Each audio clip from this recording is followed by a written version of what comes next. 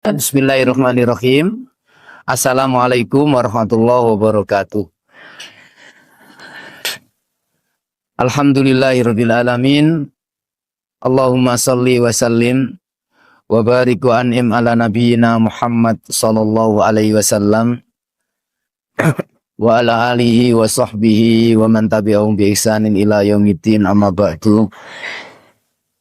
Ibu-ibu Majelis Taklim Al-Islam yang dirahmati Allah, mudah-mudahan pertemuan kita selalu diberkahi oleh Allah, diridhai Allah, dan menjadi manfaat buat kita semuanya. Allahumma amin. Ibu-ibu, kita akan belajar mengkaji tentang karakter orang-orang yang paling baik yang pernah disampaikan Rasulullah Shallallahu Alaihi Wasallam. Jadi kita akan mengumpulkan hadis-hadis Rasulullah yang artinya itu golongan manusia yang paling baik, karakter-karakter yang paling baik yang pernah disampaikan Rasulullah. Tentu kita ingin menjadi manusia yang terbaik, ya. Di antara sekian banyak hamba-hamba Allah, kita ingin menjadi hamba Allah yang terbaik. Kita juga ingin nanti menjadi hamba Allah yang paling dimuliakan Allah.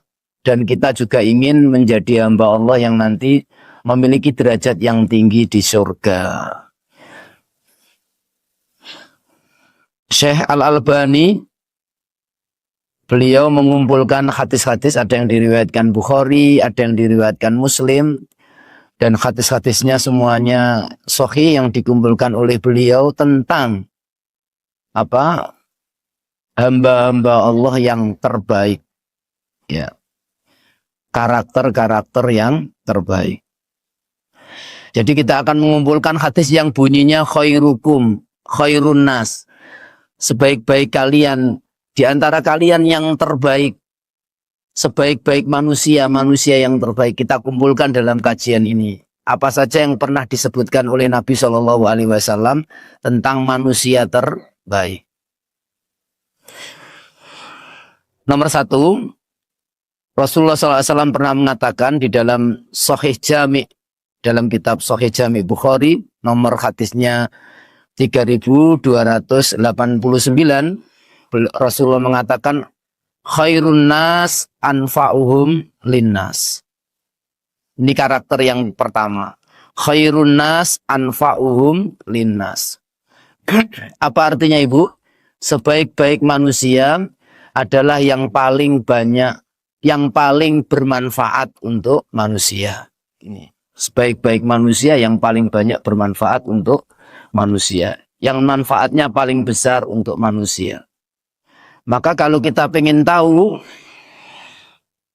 sebesar apa kebaikan kita di sisi Allah, sebesar apa derajat kita di sisi Allah Subhanahu wa Ta'ala, nilai kita di hadapan Allah, maka kita melihat seberapa banyak manfaat kita di antara manusia.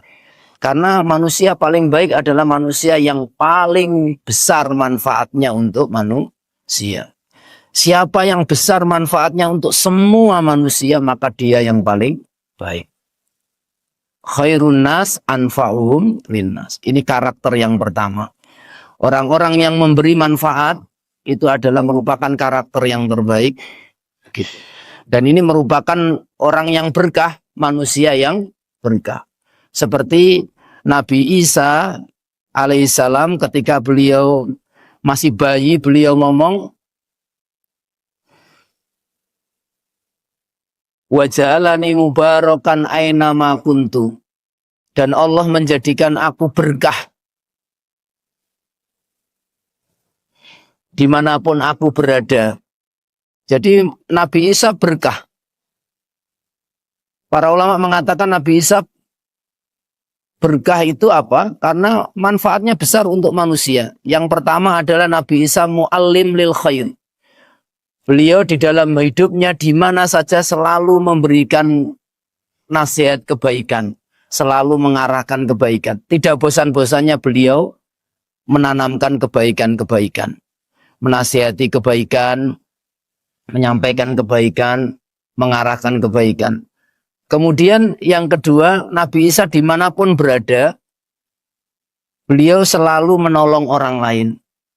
Jadi ini yang disebutkan, makanya Allah mengatakan Nabi Isa itu adalah manusia yang dijadikan Allah berkah dimanapun berada. Karena selalu memberikan kebaikan, selalu menasihatkan kebaikan. Bermanfaat untuk manusia. Manusia yang paling baik adalah yang paling banyak manfaatnya untuk manusia. Makanya Rasulullah Shallallahu Alaihi Wasallam bersabda,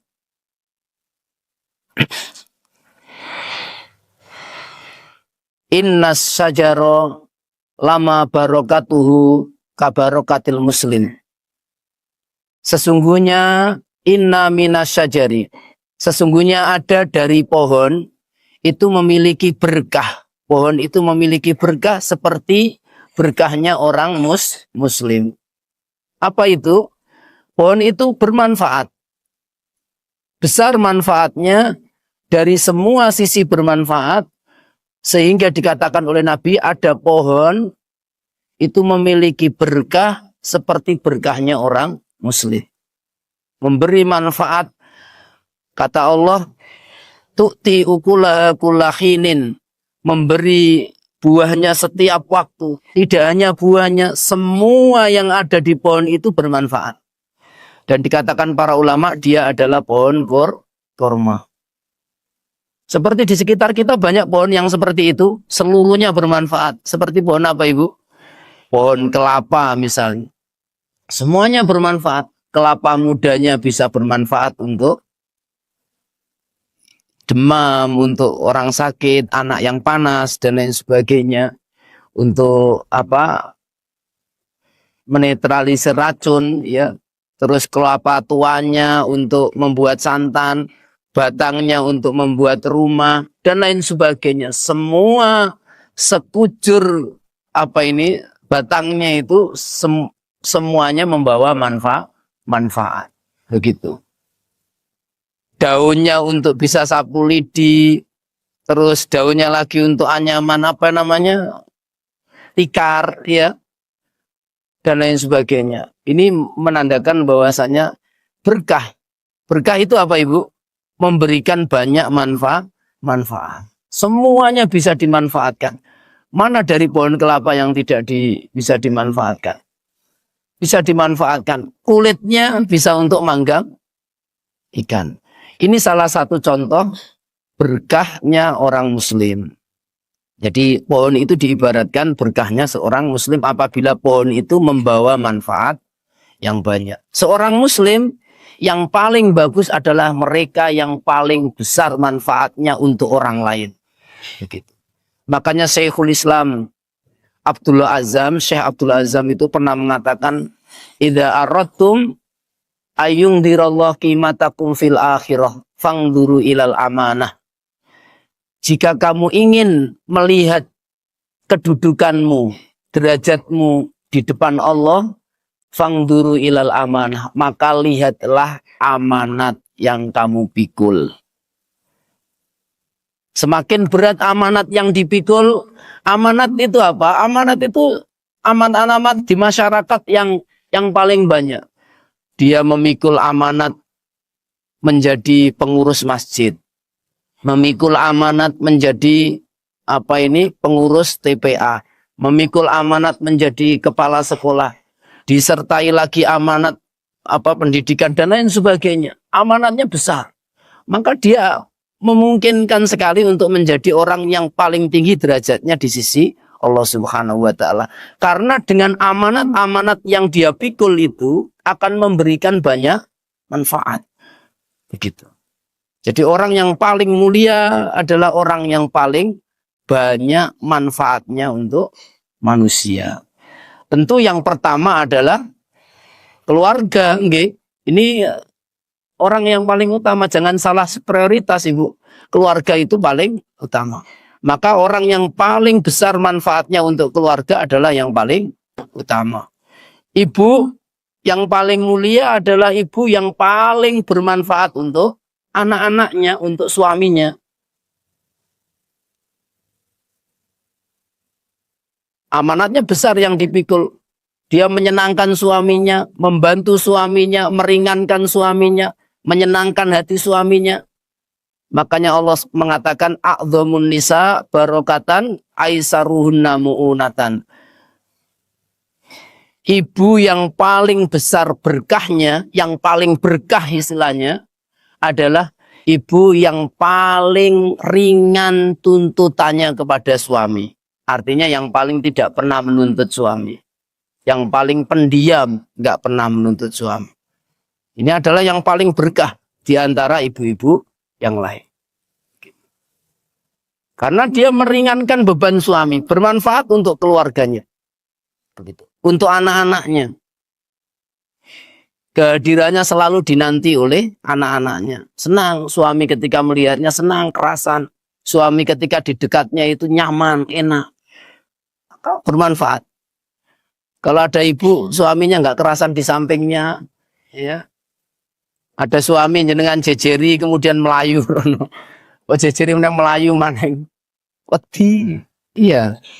Karena takut diceritain beras munda, lengo munda, gajine sampean sek sakmene, apa-apa munda, uang segini kurang dan lain sebagainya. Suaminya takut akhirnya. Jangan, Ibu. Jadi jadilah orang yang paling besar manfaatnya untuk orang lain. Berikan manfaat sebanyak-banyaknya. Makanya Rasulullah SAW bersabda, ahabbul a'mal ilallah sururun tudkhilu ala qalbil muslim. Amal yang paling dicintai Allah adalah sururun tudkhilu ala qalbil muslim. Rasa bahagia yang kamu berikan kepada hati seorang muslim. Ini amal yang paling dicintai Allah. Au tatrudu'an hujuan, atau engkau menghilangkan rasa laparnya. Au taksifu anhu kurbatan, atau engkau hilangkan kesusahannya, penderitaannya engkau hilangkan. Au taqdi anhu dainan, atau engkau bayar hutangnya. La'an amsi ala akhihi la'an amsi li hajati akhi ahabu ilayya min a'takifa fi masjidi syahrun. Aku berjalan menolong hajat saudaraku, kebutuhan saudaraku, itu lebih aku cintai dan lebih mulia daripada beriktikaf, beribadah di masjidku selama 1 bulan.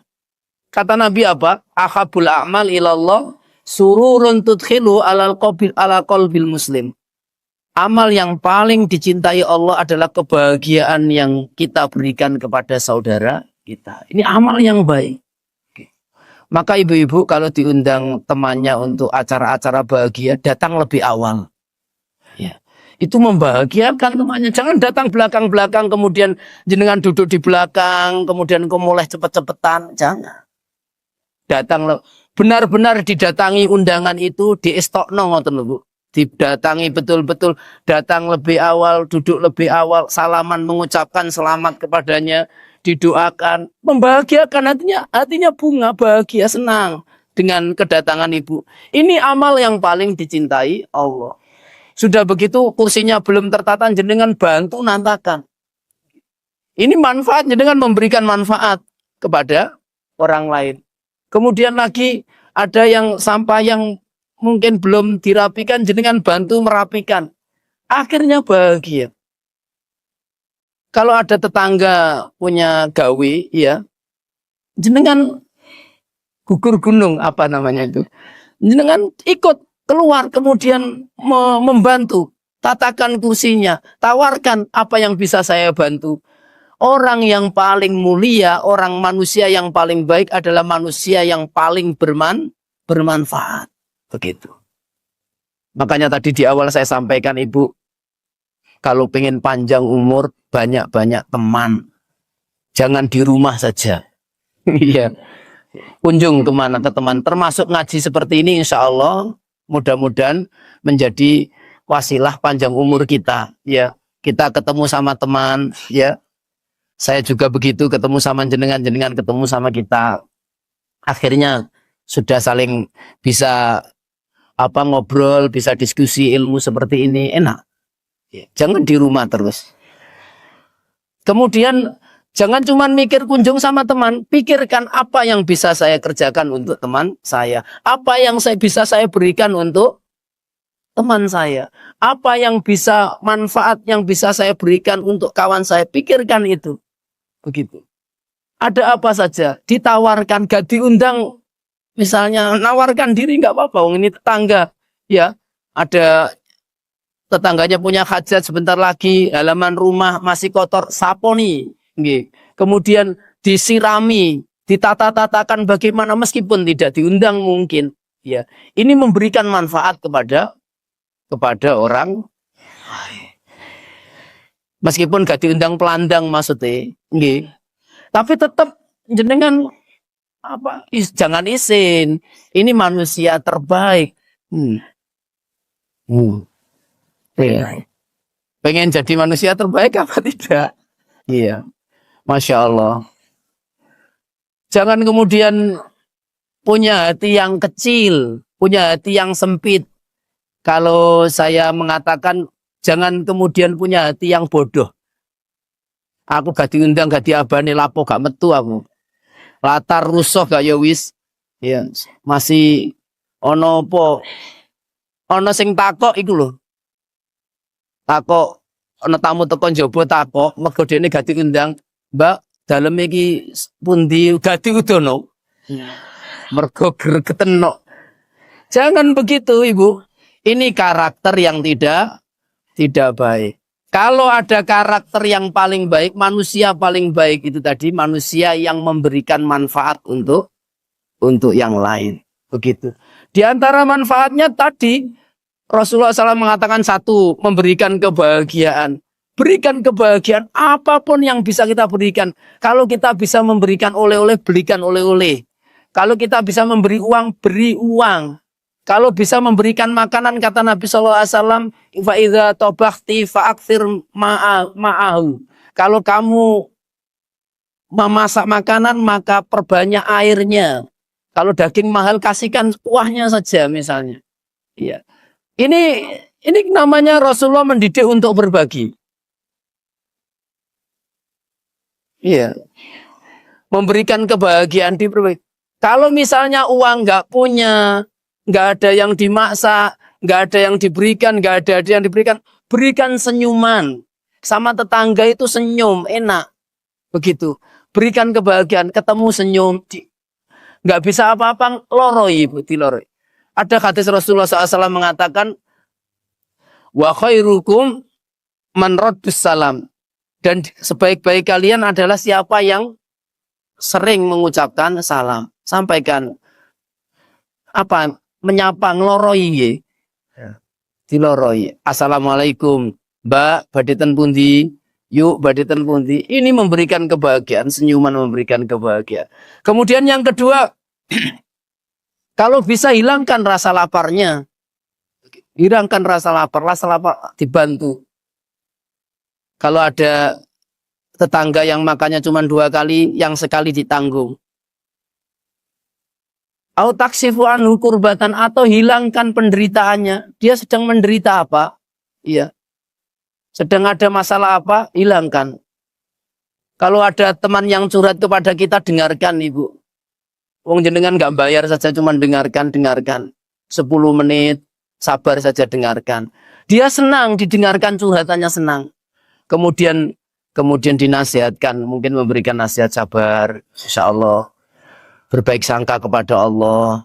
Ini sabar ya. Insya Allah habis ini Allah akan memberikan balasan yang terbaik. Akan ada yang lebih baik. Didengarkan sudah senang. Iya. Teman itu begitu. Au taqdi anhu dainan, atau engkau membayarkan hutangnya, apalagi senang lagi. Kata Nabi SAW, aku berjalan untuk kebutuhan saudaraku lebih aku cintai daripada beriktikaf di masjidku selama 1 bulan. Ingat ibu-ibu, jadilah orang-orang yang paling bermanfaat untuk manusia, terutama keluarga.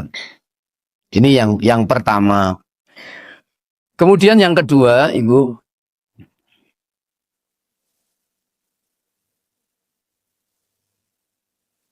Rasulullah SAW mengatakan,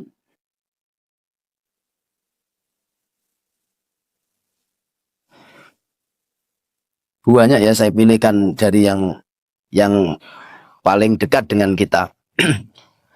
Fa inna min khairikum ahsanukum qadhaan. Diriwayatkan oleh Bukhari di dalam kitabnya nomor hadis 2606. Fa inna min khairikum, sungguh orang yang terbaik dari kalian adalah yang paling baik di dalam membayar hutang. Ini karakter yang terbaik.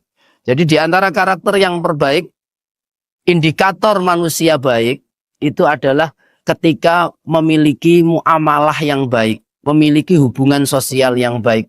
Dan di antara yang paling banyak manusia gagal di dalam bermuamalah dengan manusia adalah masalah hutang. Begitu. Makanya orang terbaik adalah orang yang paling baik di dalam membayar hutang. Paling baik membayar hutang itu ada dua, ibu-ibu. Yang pertama, sesuai janji. Ya, hutangnya dilunasi tepat waktu. Kemudian yang kedua, apa? Dilebihi. Boleh. Dilebihi hutangnya, jenengan hutang 1 juta. Kemudian jenengan lebih jadi 1.100.000 mungkin. Tapi tidak ada perjanjian loh ya. Kalau ada perjanjian tidak boleh. Kalau ada perjanjian tidak boleh. Atau dibayar di tengah, dicicil selama sedikit-sedikit nggak boleh.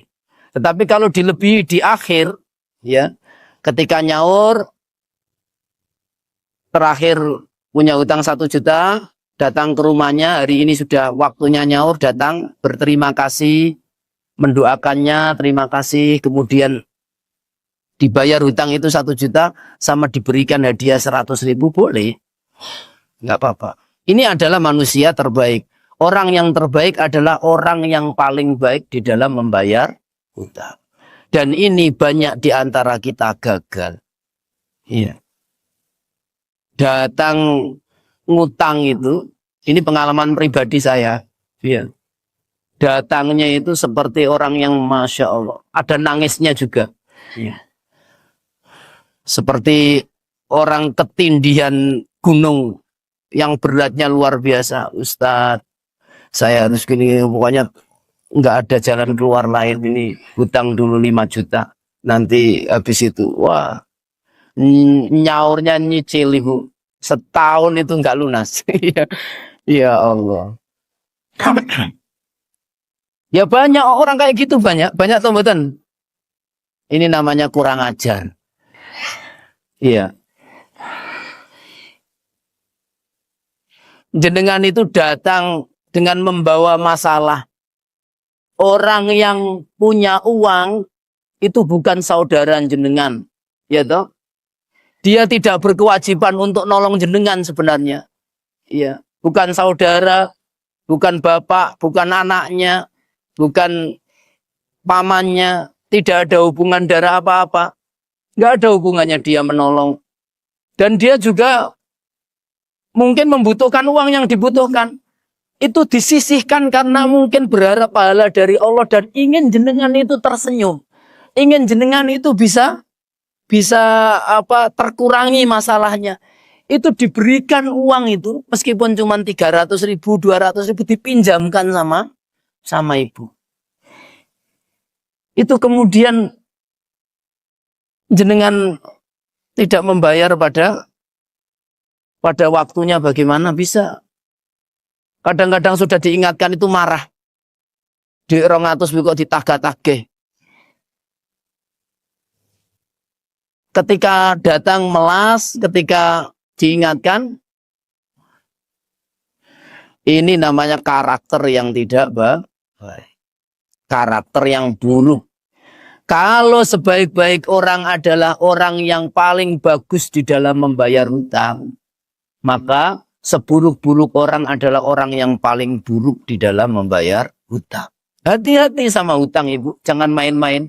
Ibu-ibu, saya punya hutang apa enggak? Jangan-jangan saya lupa nerangkan begini.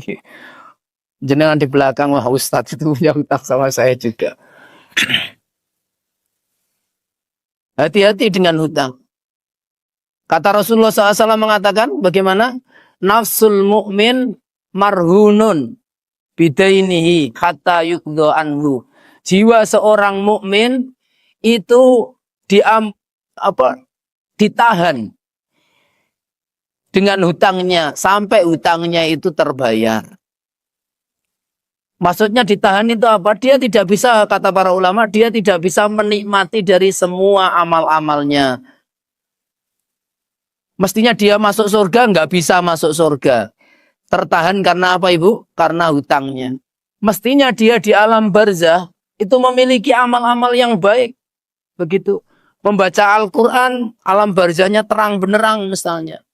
Puasanya mestinya menjadi kenikmatan di alam kubur. Salatnya mestinya menjadi kenikmatan di alam kubur. Tetapi dia semuanya terhalangi kenikmatan-kenikmatan itu karena hutang. Sehingga seluruh amal ibadahnya itu tidak bisa sampai kepadanya kenikmatannya sampai hatta yukdo anhu, sampai terbayar hutangnya. Bahaya, Ibu. Bahaya hutang itu, jangan meremehkan hutang. Makanya Rasulullah SAW itu pernah tidak mau mensolati orang yang punya hutang 2 dinar. Itu Rasulullah nggak mau mensolatkan. Pernah ditanya, memang sunnahnya begitu, Ibu. Sebelum sholat mayit itu selalu Rasulullah SAW mengatakan, ini jenazah ini punya hutang apa enggak? Ada yang menjawab, ya Rasul, dia punya hutang 2 dinar. Maka aku nggak mau mensolatkan. Begitu. Ini juga dalil bahwasanya orang baik tidak boleh mensolatkan orang bohong. Ya.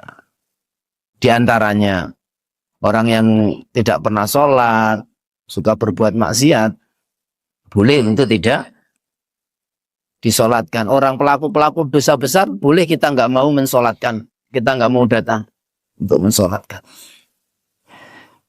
Ini punya hutang tidak disolatkan oleh Rasulullah SAW. Ada 2 alasan. Yang pertama, ini dosa besar hutang itu. Yang kedua, mungkin Rasulullah SAW tidak mau orang ini segera diantarkan ke kuburan, dan di kuburan itu nanti dia mendapatkan siksa, pasti mendapatkan siksa. Jiwa itu tertahan karena hutang-hutangnya. Yughfaru lisyahid, diampuni orang yang mati syahid, kulla syai'in, semua dosa diampuni bagi orang yang syahid, iladain, kecuali hutang. Mati syahid itu, Ibu, mati yang paling mulia.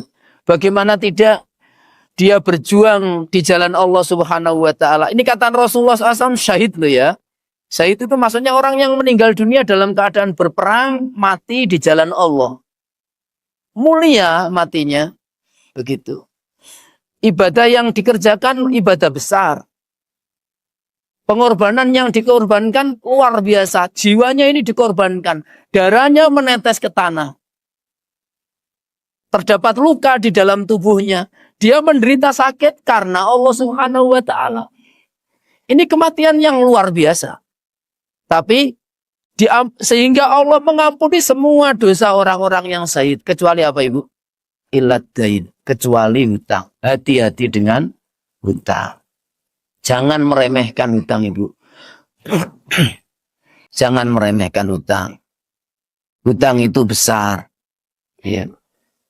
Ibu-ibu enggak wajib menjadi orang kaya. Enggak wajib. Tapi wajib membayar hutang. Ibu-ibu enggak wajib punya seragam bagus-bagus, itu enggak wajib. Punya seragam sederhana juga enggak apa-apa. Tapi kalau punya hutang wajib dibayar. Jangan mengutamakan seragamnya dulu, hutangnya nanti kari. Itu keliru. Kita nggak akan banyak celaka dengan seragam yang sederhana. Mungkin malah mulia di sisi Allah Subhanahu wa taala. Tapi kita mungkin akan celaka apabila kita memiliki hutang. Maka Ibu, belajarlah hidup apa adanya. Apa yang dipunya itu belajar. Sudah itu saja. Nggak usah gayoh yang tidak dipunya.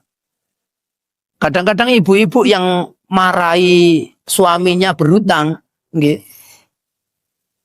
Wis to ya bismillah, utang to ya kabeh do sepeda anyar, kita enggak sepeda anyar. Wis tawakal ya Allah. Muga-muga Allah ini ayo utang ya. Jangan. Ya, sing garai utang pancen ibu nih. Ya.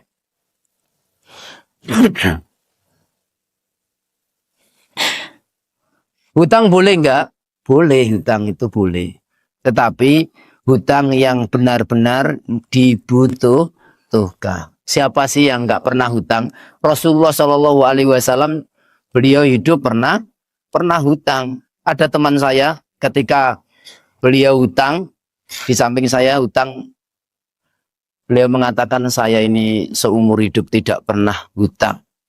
Baru kali ini saya hutang.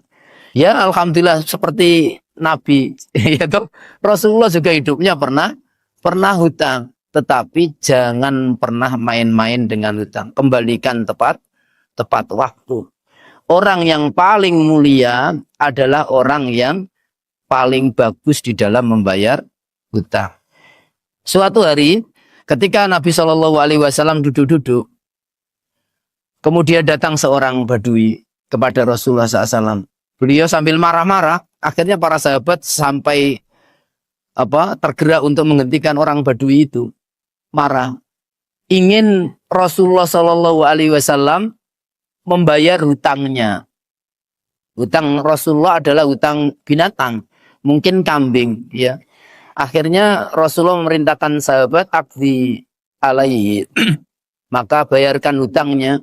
Dicari oleh sahabat kambing yang seumur yang dihutang Rasulullah SAW itu nggak ada. Mungkin Rasulullah hutang kambing yang umurnya 1 tahun. Dicari kambing yang 1 tahun nggak ada.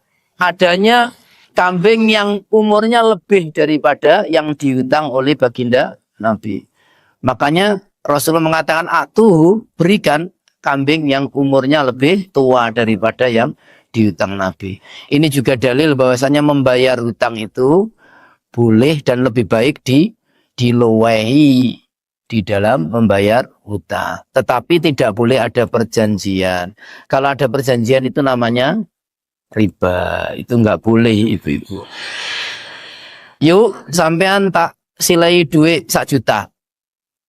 Tapi nanti bulan depan bayar 1,50 juta. 50-nya itu riba, nggak boleh. Kalau ada perjanjian itu nggak boleh. Ini namanya tukar dengan uang sama uang dengan nilai yang lebih. Tapi kalau nanti jenengan sudah ditolong, dari kebutuhan jenengan ditolong, ini butuh sekali, ada orang yang mau menolong, maka jenengan datang kepadanya di hari yang sudah ditentukan, bawa uang 1 juta itu sama bawa 100.000 tanpa ada perjanjian, ini boleh. Dan ini lebih baik. Membayar hutang lebih itu lebih baik. Begitu. Jenengan yang dibayar kalau nggak dilebih juga nggak apa-apa. Jangan ini. Itu serahkan sama Allah Subhanahu wa Ta'ala. Ini kebaikan yang sudah dicatat oleh Allah. Jadi manusia yang paling baik adalah mereka yang paling bagus di dalam membayar hutang. Ini banyak gagal kita di dalam hal ini. Ya. Gitu mboten Ibu? Kok nggak ada yang bersuara, nggak setuju? Gitu mboten, orang itu banyak gagal di dalam membayar hutang, gitu mboten? Iya. Saya punya pengalaman banyak soal orang sekarang, Masya Allah. Iya. Ya, mudah-mudahan Allah Subhanahu wa Ta'ala memberikan kemudahan kepada semuanya. Allahumma amin. Sampai kadang kita itu mendapatkan uang kita sendiri itu, Masya Allah, senang. Seperti mendapatkan hadiah besar. Padahal itu uang kita sendiri. Iya. Gitu, betul? Iya. Kita mendapatkan uang kita sendiri itu seperti mendapatkan uang besar. Oke. Saya pernah kuliah. Ini rahasia mukjizatnya apa? Bukan mukjizat ya. Kemudahan yang diberikan bagi orang penuntut ilmu. Saya kuliah S2. Itu biayanya besar, ya.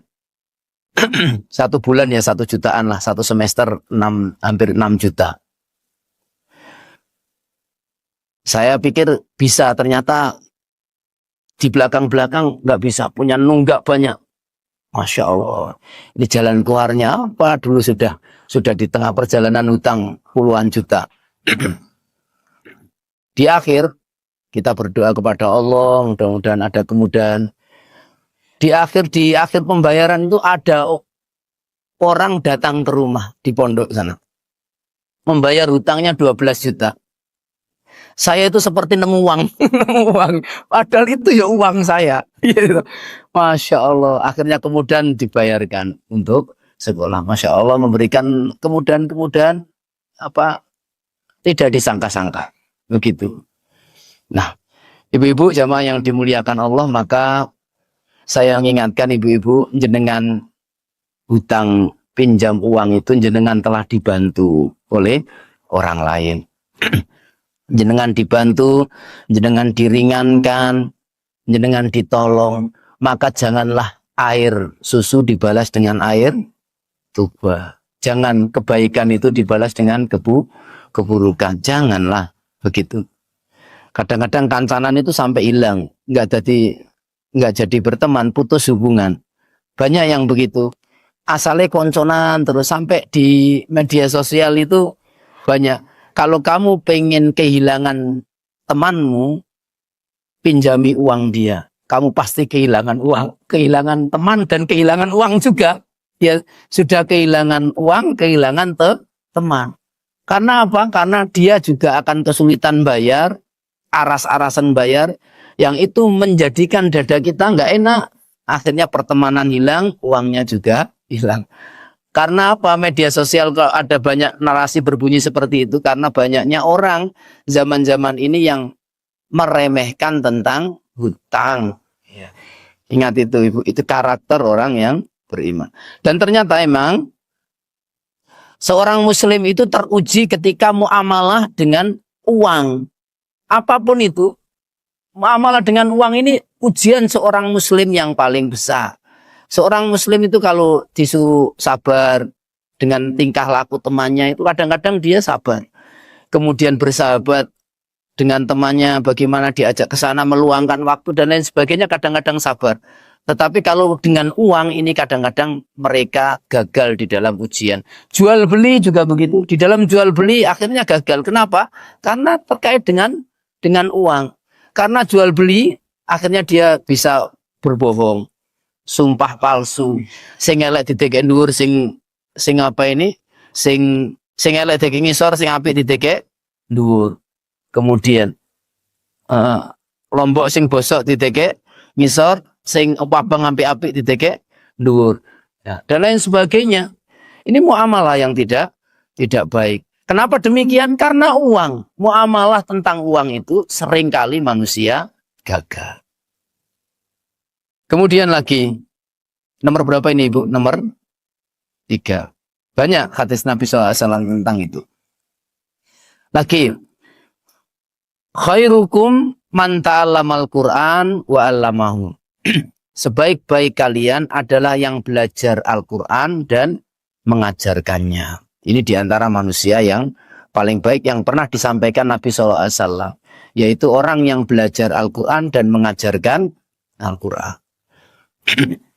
Makanya ibu-ibu kalau pengen menjadi orang yang terbaik, manusia yang terbaik, tetap belajarlah Al-Quran. Belajar mentahsin Al-Quran, memperbaiki bacaannya. Kalau punya suara yang bagus, alhamdulillah, bacaannya bagus, akhirnya banyak yang bisa dibaca. Senang, suaminya mendengarkan senang. Coba jenengan sering-sering membaca Al-Quran di rumah. Saya yakin ada perubahan di dalam keluarga. Itu suami senang itu membaca, mendengarkan, melihat jenengan sedang membaca Al-Quran. Coba saja Ibu. Suami akan bahagia dan akan lebih sayang dengan jenengan. Lain kalau yang jenengan lihat itu adalah Shopee. Nyekrol Shopee, suami sesak dadanya. Wah tuku meneng bakal iki. Iya. Tapi kalau ngelihat sedikit-sedikit dengan baca Al-Quran, kemudian bangun sepertiga malam, apa itu di praktekkan bacaan Al-Qurannya, dipraktekkan hafalannya, bangun sholat, suaranya keluar di dalam sholat itu, Masya Allah, akan tentram kehidupan rumah tangga. Maka baca Al-Quran. Rasulullah SAW mengatakan, besok kita ini disuruh membaca Al-Quran. Iqra warattil wartaki fa inna manzilaka fi akhiri ayatin taqra'uha. Besok di padang mahsyar atau di surga ya, masuk surga, orang disuruh baca Al-Quran. Iqra, bacalah Al-Quran. Warattil, dan tartillah di dalam membaca. Wartaki, kemudian naiklah derajat. Setiap membaca satu ayat naik derajatnya. Setiap membaca satu ayat naik derajatnya. Setiap membaca satu ayat dinaikkan derajat lagi. Fa inna manzilaka fi akhir suratin taqra'uha. Sesungguhnya nanti derajatmu, tempatmu itu di akhir surat yang kamu baca. Jadi setelah dia bacaannya habis, berhenti di situ, surganya di situ. Ini menunjukkan kemuliaan orang yang membaca Al-Quran. Orang yang menghafal Al-Quran. Al-Quran memiliki hak kepada kita berapa, Ibu? 1, dibaca. Yang kedua, ditadaburi. Yang ketiga, diamalkan. Makanya saya usul ibu-ibu, mungkin majelis taklim al-Islam ini ada kapan waktu mengumpulkan setoran Al-Qur'annya. Tahfidz, Ibu. Juz 30 dihafalkan. Ya. Supaya hafal juz 30. Siapa yang sudah hafal juz 30 acungkan tangan. Insya Allah banyak ya. Dihafalkan, Ibu, juz 30. Itu nanti untuk kebaikan kita. Belum hafal Ustadz, hafalkanlah. Sehari 1 ayat, insya Allah 1 tahun hafal. Iya.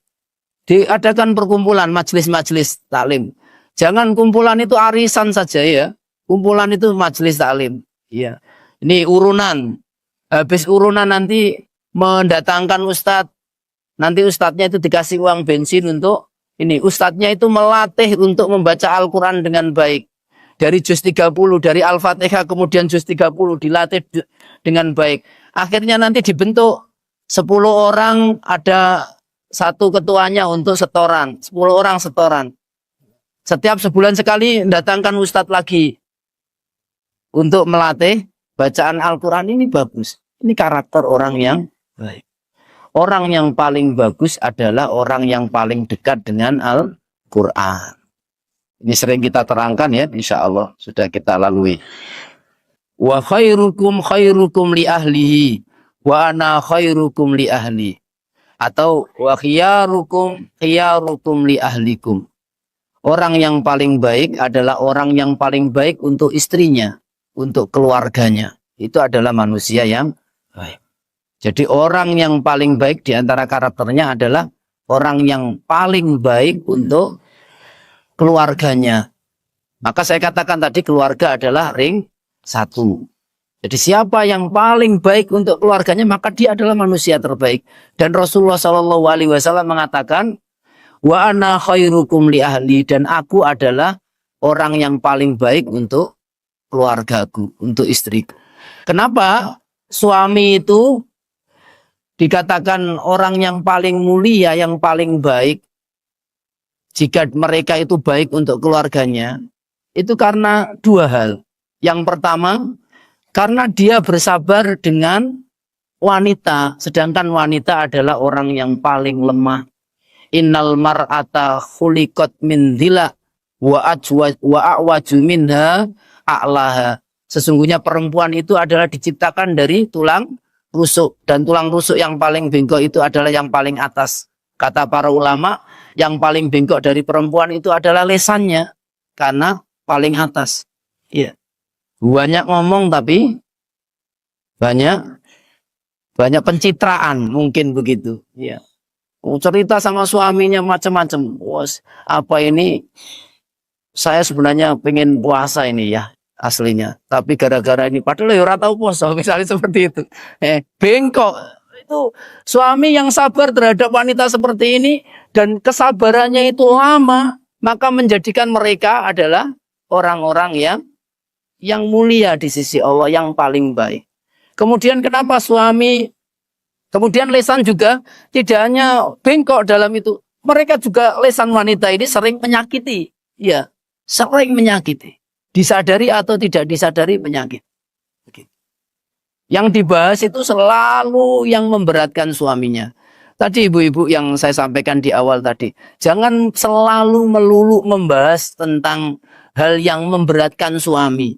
Apa-apa munda nggak perlu dibahas terus menerus. Iya. Kadang sekali bilang, ya ini apa beras naik, cukup itu. Mungkin sebulan lagi udah nggak ngomong lagi. Nggak terus menerus ngomong saja. Begitu suami itu dengarkan ibu. Ya, jenengan nggak perlu terus menerus. Namanya laki-laki itu kadang-kadang seperti tidak mendengarkan, tetapi aslinya dia mendengarkan dan pasti memperhatikan. Orang soleh itu, ya, jangankan orang soleh, yang tidak soleh pun diberikan kasih sayang yang besar terhadap keluarganya. Tidak ada suami yang mungkin tidak peduli dengan keluarganya. Pasti peduli, ya, pasti memperjuangkan keluarganya. Dia keluar untuk bekerja, iya. Makanya ibu-ibu jangan banyak ngomong tentang itu. Kemudian makanya suami itu yang paling baik adalah yang paling besar sabarnya tadi. Kemudian yang kedua, kenapa orang yang paling baik adalah suami yang paling baik kepada istrinya? Adalah karena istri adalah orang yang lemah, ya toh? Istri orang yang lemah, wanita itu orang yang lemah.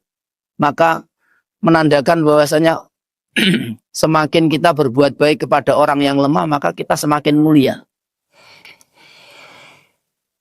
Istri seorang wanita kalau digelut ngono kalah ya ibu ya.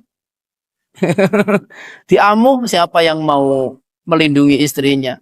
Enggak dikasih makan siapa yang mau ngasih makan? Wanita yang lemah. Maka suami kemudian setiap hari menjaganya, memberikan nafkah, memberikan dia makan. Dia tidak pernah memukul, jaga perasaannya. Dia sebenarnya bisa dia pukul, dia laki-laki. Kelahi nggak mungkin ada laki-laki kalah sama perempuan, nggak mungkin. Kalau dia pukul betulan, perempuan itu akan hancur. Tetapi dia tidak melakukannya karena apa? Karena Allah Subhanahu wa Ta'ala ini yang menyebabkan dia kemudian mulia di sisi Allah Subhanahu wa Ta'ala. Dan tidak hanya suami saja. Ada riwayat istri yang paling baik adalah wanita yang paling baik adalah wanita yang paling baik untuk suaminya. Begitu. Maka tadi kembali tadi seperti hadis di awal tadi, orang yang paling baik adalah orang yang paling memberikan manfaat kepada keluarganya. Kemudian lagi ibu, Rasulullah Shallallahu Alaihi Wasallam mengatakan, khairul ashab indallah khairukum li sahibihi. Sebaik-baik sahabat di sisi Allah adalah yang paling baik untuk temannya, untuk sahabatnya. Wa khairul jiran indallah khairuhum li jarihi. Dan sebaik-baik tetangga adalah yang paling baik untuk tetangganya. Jadi karakter yang nomor berapa ini? Nomor 6 adalah orang yang paling baik adalah orang yang paling baik untuk sahabatnya, untuk temannya. Ini paling baik. Siapa dia yang mencintai temannya itu seperti dia mencintai dirinya, dia menjaga perasaan temannya, mungkin dia berkorban untuk temannya, maka dia menjadi orang yang paling baik di sisi Allah Subhanahu wa Ta'ala. Ini.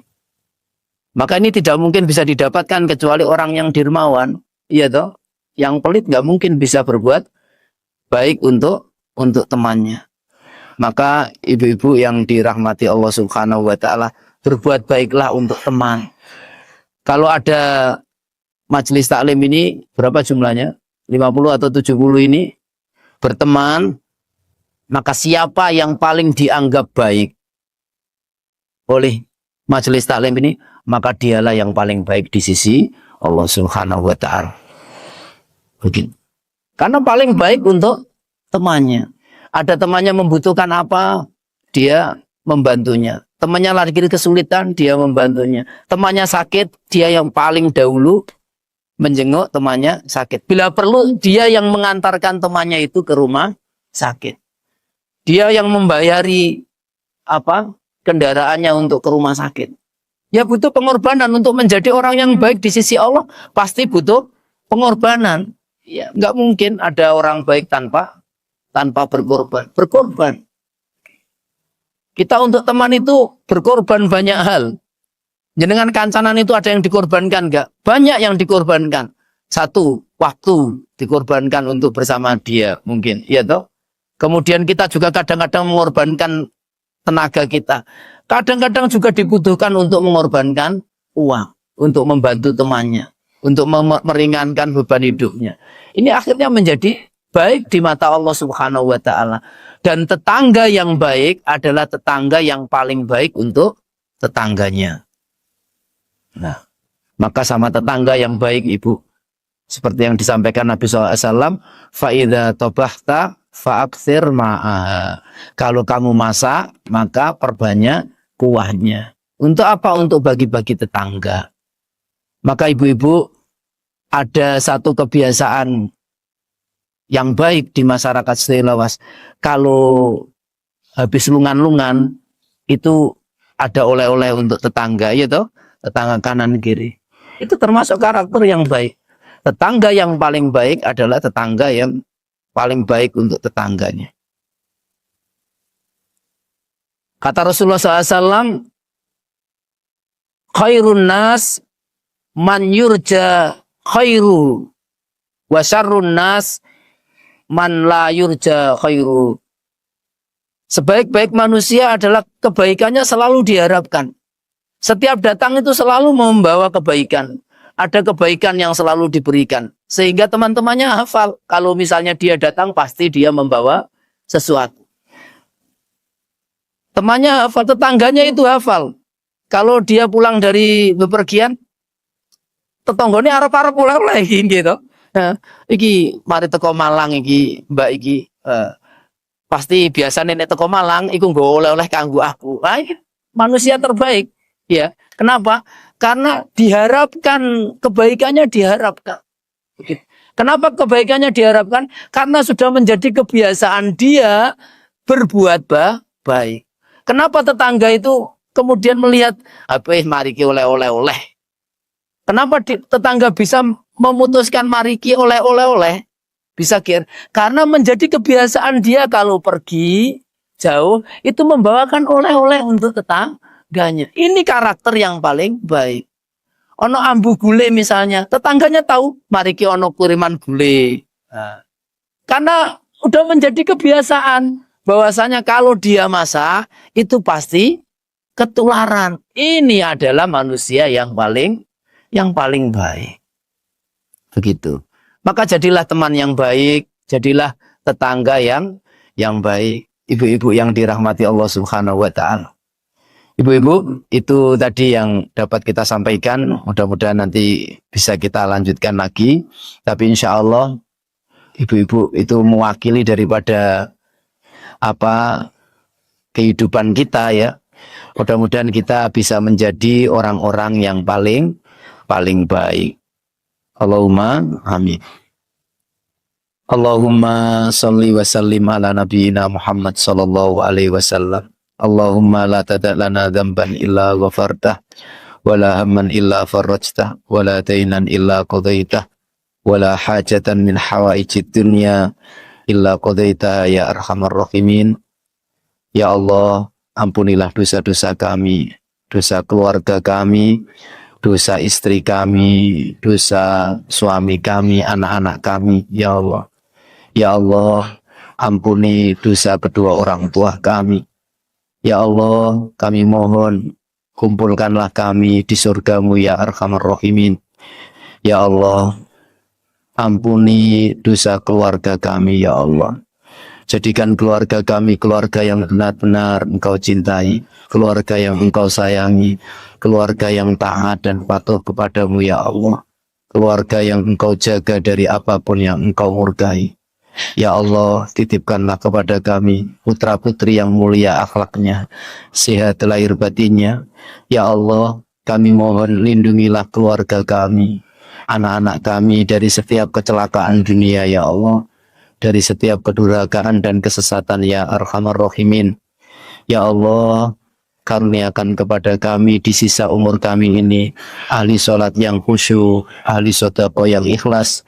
Jika suatu saat nanti ajal kami tiba, jadikanlah akhir hayat kami husnul khatimah.